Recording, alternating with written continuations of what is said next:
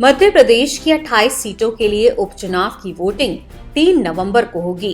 ये पहली बार है जब 230 सदस्यों वाली विधानसभा में 28 सीटों पर एक साथ उपचुनाव हो रहे हैं।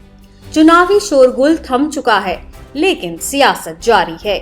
ये चुनाव कई महारथियों का भविष्य तय करेगा। साथ ही शिवराज सरकार सत्ता में बनी रहेगी या जाएगी, ये भी तय हो जाएगा। अब तक जो ओपिनियन पोल सामने आए हैं उसमें कांग्रेस आगे दिख रही है और बीजेपी की बौखलाहट इस बात से भी उजागर होती है कि नतीजों से पहले ही निर्दलीय उम्मीदवार उसके दरवाजे पर समर्थन देने के लिए खड़े हैं। वैसे कांग्रेस की राह भी आसान नहीं होगी। इन नतीजों में सभी 28 सीटें जीतने के बाद ही कांग्रेस सत्ता में वापसी कर पाएगी। हालांकि बीजेपी को सिर्फ 9 सीटें ही चाहिए। 28 में से ज्यादातर सीटों पर बीजेपी और कांग्रेस में सीधी टक्कर है, जबकि ग्वालियर चंबल क्षेत्र में कुछ सीटों पर बीएसपी उम्मीदवारों ने लड़ाई त्रिकोणीय बना दी है। चुनाव एक ऐसा समय होता है जब नेता जीत के लिए सभी दांवपेच अपनाकर बढ़त बनाने की कोशिश करते हैं। इन चुनावों में भी ऐसा ही हुआ। गद्दार, माफिया, मिलावटखोर, आइटम ऐसे शब्दों ने चुनावी घमासान को काफी विवादित और दिलचस्प बनाया। विवादित बयानों की भनक जब चुनाव आयोग को लगी तो कांग्रेस के पूर्व मुख्यमंत्री और दिग्गज कमलनाथ से स्टार कैंपेनर का दर्जा छीन लिया गया। हालांकि कमलनाथ ने इस फैसले के खिलाफ सुप्रीम कोर्ट में अपील की और सुप्रीम कोर्ट से उन्हें राहत भी मिली है। लेकिन यहाँ जिस तरह से विवादित शब्दों का इस्तेमाल किया गया, जिस तरह से इमरती देवी के लिए आइटम शब्द का इस्तेमाल हुआ, उसके बाद दलित पॉलिटिक्स को हवा मिल गई। यही नहीं, कांग्रेस के स्टार कैंपेनर के तौर पर कमलनाथ को जहां झटका चुनाव आयोग से लगा, वो कैंपेनिंग के लिए अपनी उसी तरह से ताकत नहीं दिखा पाए। वहीं अगर बात सिंधिया की जाए तो कांग्रेस ने तय कर लिया था कि वो सिंधिया को इन चुनावों में पूरी तरह से सबक सिखा कर रहेगी। हालांकि सिंधिया की अगर बात करें तो उनमें लगता है अब भी थोड़ी सी कांग्रेस बाकी है। मुट्ठी बांधकर विश्वास दिलाओ कि 3 तारीख को हाथ के पंजे वाला बटन दबेगा और कमल के फूल वाला बटन दबेगा। कांग्रेस भी कहां चुप रहती। सिंधिया के बोल सुनते ही उछल पड़ी। कांग्रेस ने ट्विटर पर तंज किया कि सिंधिया जी, मध्य प्रदेश की जनता विश्वास दिलाती है कि 3 तारीख को हाथ के पंजे वाला बटन ही दबेगा। सिंधिया जी की जुबान पर वो आ ही गया जो उनके दिल में बरसों से था।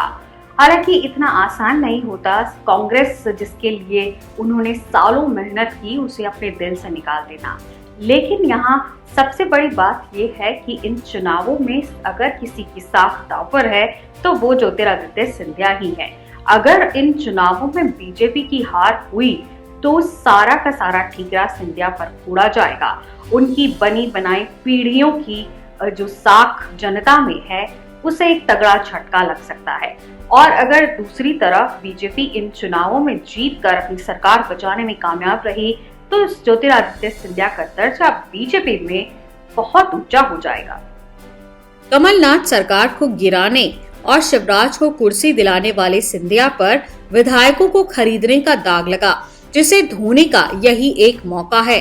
वैसे इस चुनाव में भी धार जिले की गंधावानी सीट से विधायक उमंग सिंघार ने प्रेस कॉन्फ्रेंस कर खुलासा किया कि ज्योतिरादित्य सिंधिया ने उन्हें 50 करोड़ और मंत्री पद का ऑफर दिया, जिस पर कांग्रेस ने फिर सवाल किया कि क्या लोकतंत्र विरोधी लालची ने विधायकों की मंडी खोली है। उपचुनाव में अब तक 3.66 करोड़ रुपए से ज्यादा की नकदी जब्त हो चुकी है। 1 लाख लीटर से ज्यादा अवैध शराब भी बरामद की गई, जिसका मूल्य 4.81 करोड़ रुपए बताया गया।